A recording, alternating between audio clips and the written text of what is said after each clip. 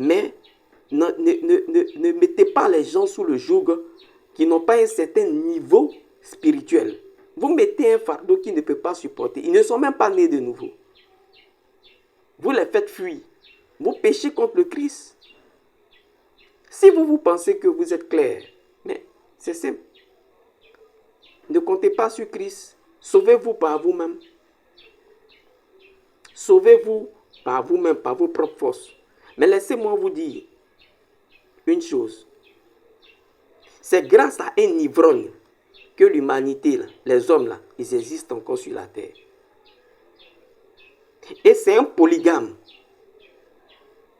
qui a eu cette promesse-là.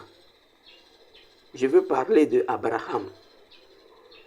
Et si les hommes sont encore vivants ici, là, Dieu n'a pas détruit tout le monde. Il a fait grâce à Noé. Noé, là, lui savait que Noé allait boire vin. Et puis il allait mettre, excusez-moi, ses parties intimes dehors. Son enfant allait voir ça. Mais lui, là, c'était l'homme que Dieu a préféré. De tous les autres, là. Dieu savait qu'il allait faire ça. C'est en lui, non? C'est en lui. Dieu savait qu'il allait faire ça. C'est lui qui a commencé à cultiver vigne.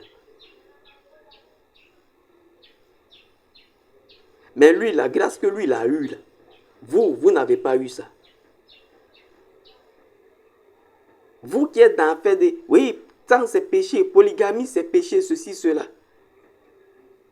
D'abord, faut pas, on va discuter, aller loin.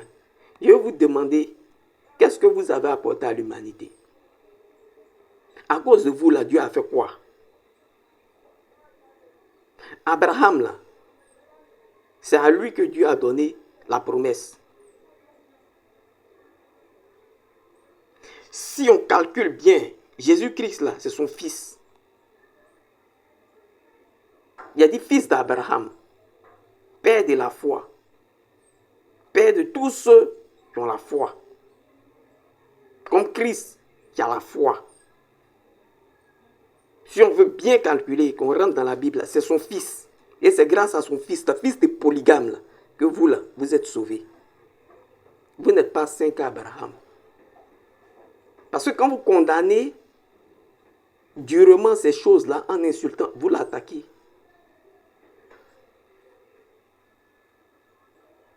Les gens font la Sainte Seine avec le